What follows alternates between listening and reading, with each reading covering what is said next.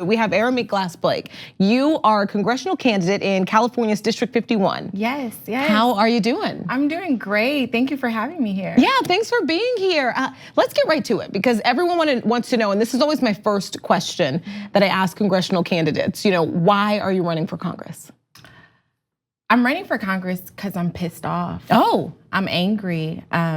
I've been working in the field of juvenile justice for a long time, and to constantly see the injustices that happen, not just in my community, but across this nation is upsetting.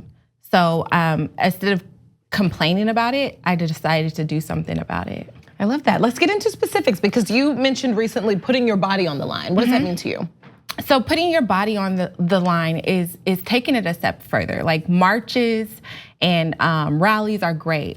But when you start to disrupt on a level that messes with people's money, you begin to shift the conversation. But not only that, you begin to actually create change. Okay. For example, last year when we were in the same situation in regards to children being separated from their families, I decided to, with my organization, Generation Justice, to go down to the detention center because my district covers the border. And so we went down to the detention facility and made a makeshift gate and locked ourselves to each other in that gate. And we blocked all the officers from coming in and out for 8 hours until they came with a SWAT team and everybody to arrest me. But did you get arrested? I did get arrested. Protest? Okay. They thought they could wait me out. No one can wait me out. And so they eventually got tired, brought out a SWAT team, threatened to spray young people, like 16, 15-year-olds. And so with like pepper spray? With pepper spray. They had their full military gear, police officers in military gear, which is another problem that I'll talk about later. But they showed up and they threatened to do that. And I said, you're gonna pepper spray 14 and 15-year-olds because they're standing up for what's right? You're gonna have to come through me. And so I guess some of them had a conscience and put that down, but then ultimately they came and arrested us, and it was a pretty brutal arrest as well. What do you mean, what happened? So in one video you see an officer, so there's an officer on every limb of my body. And you ultimately see an officer pull my hair. And God forgive me, but I said, pull my hair one more time, I will F you up. And that was my reaction because so many times I see people get brutalized by the police because they can get away with it. And that was me saying like, no more. Right. And so some other folks got arrested along with us. And ultimately, some ladies, some white women put their bodies on the line. Someone seen the officers surround me and pretty much try to hurt me. And this one white woman, she stepped in and they said, you have 3 seconds to move away. She said 3. And she ended up going to jail with me as well. And so that's what putting your body on the line. When you see someone hurting, when you see someone in need, what are you willing to do to step up? Not just march and rally and yell, but what are you really going to sacrifice to make sure that this changes? And in San Diego, 3 days later, a federal judge said that they had to start the reunification process for those children within San Diego to be reunified with their families. And obviously this is something that's important to you. It should be important to everybody. But when planning this protest, I've done a little research about you, and you're someone who very clearly knew what the outcome would be. Why were you able to still push forward, knowing what was gonna happen to you? Because I'm okay with whatever it takes by any means necessary. Like, so for me, I use Dr. King and I use Malcolm X. So I believe in nonviolence, but I also believe in self-defense. And I think right now we're in a state where we have to not just defend ourselves, but defend each other. And for me, it's whatever that looks like. Right. And we're gonna have to step it up, a lot because of who we have in this presidency right now. Let's talk about the voters in your district specifically. How do you feel they have been underserved by prior representatives? Right.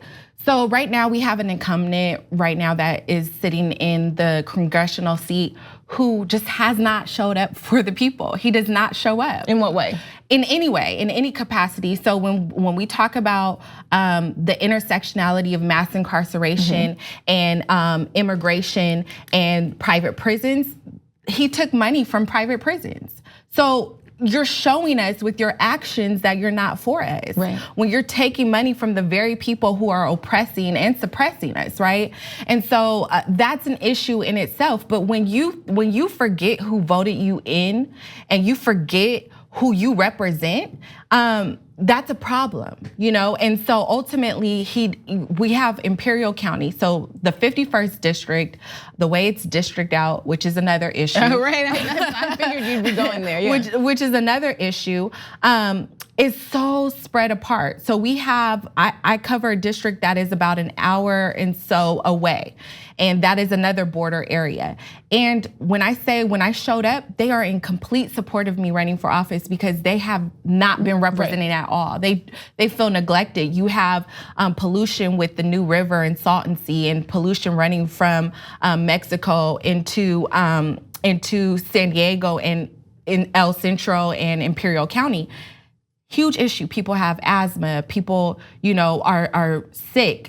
One woman, she developed lung cancer, all of these different things. And he's been sitting in that office and hasn't given a dime of federal money to Salton Sea or the New River. And so when I showed up, it was just a breath of fresh air for them because they just wanted somebody who wanted to be there for them. And so I'm really excited. We also, our district is unique because we have a place where I'm from is Southeast San Diego, and that was predominantly the Black community. Now it's a mixture of everybody, and we welcome everybody, but it's unique. And we take pride in our community, but we're over-policed in that community. We're not only over-policed, but we have a huge issue with the Cal Gang database and gang documentation and the effects that has on young people. Tell our viewers what the Cal Gang database is. So the Cal Gang database is a database where the state of California, you can be documented as a gang member, not even know it. So when they did an audit of the Cal Gang database, they had children in that database. Not only did they have children, but they had like 1-year-olds. So there were people in that database who could not possibly be a documented gang member. And the criteria to be a documented gang member is if you're a gang member and you say you're a gang member, but we're cousins, I can be marked down. Because it's like gang adjacent, gang related. You could have potentially spoken to a gang member at some point. Anything. The criteria is so, everybody should really be a documented. It's a problem with a lot of these all of them. Essentially, that's why they're being shut down. Exactly. That's what happened in Illinois. Exactly, and somebody by the name of Dr. Weber, who's an assemblywoman, she has been working on that, as well as somebody by the name of Genevieve Jones-Wright, who ran for DA in San Diego. And so some of the issues that we've been working on around gang documentation is, why is it so important for the DA to have gang documentation? And why is it so important for the police? And the reason being is because you can do gang injunctions, and gang injunctions can give you more time than you would have. So if I commit a crime that's not gang related, I can throw in that you're a gang member, a documented gang member, give you a gang injunction, and now you're sentence. You're serving 30 years as you would have probably been serving 5. So we have a huge issue, and a lot of folks aren't gang members, but they're related to them. And so we have a huge issue in San Diego around discrimination. Our police, we've had police involved shootings and unjust shootings, but we have a huge issue in San Diego around police brutality. So they might not kill you, but they'll beat you up, And so that was one of the reasons, going back to stepping up and putting your body on the line, because constantly seeing the injustice, and this comes from somebody who trains the police. Like, I'm a restorative justice consultant and a juvenile justice consultant. So I do a lot of trainings with the police. I work within these systems, the same systems that I'm fighting against. So as I was being prosecuted by the DA, I was also sitting on a board with that same person that was prosecuting. How did that work out? Well, craziness. All right, so I want to, because we don't have a lot of time left, but I do want to ask you another question that I think a lot of people are thinking about right now. Trump's racist tweets over the weekend upset a lot of people, and we had a bit of a discussion today about what Congress is attempting to do about it. They were on the floor prepared to vote on a resolution to condemn him. Is that enough, and what do you think? What should be done? I mean, obviously it's not enough. Right. But what do you how think many about times that? are we going to condemn somebody? Right. Like, what are you willing, again, y'all, what are we willing to do to step it up and say no more? What would you do? You know, I would start, and I know this is a controversy, you know, I would start the impeachment process. And really, I'm saying that because even if he wasn't, and I know that we have a election coming up, right. But I think it's important to send a message that says, you are not untouchable. You know, we will come for you, whatever that looks like, whatever it takes. And so I think right now we have, you know, Pelosi and her folks that are scared of that, because if he doesn't get impeached, they still want a Democratic, you know, president, and that could be used, you know, oh, well, he wasn't impeached, so he's still okay. And it's like, no, start the process. Let everything come out. Let all his dirt and baggage come out. And we already see the type of person he is. Yeah. We already see it. It's right there in our faces. So how much more condemning are you gonna do? Step it up. Put your body on the line. Come for him.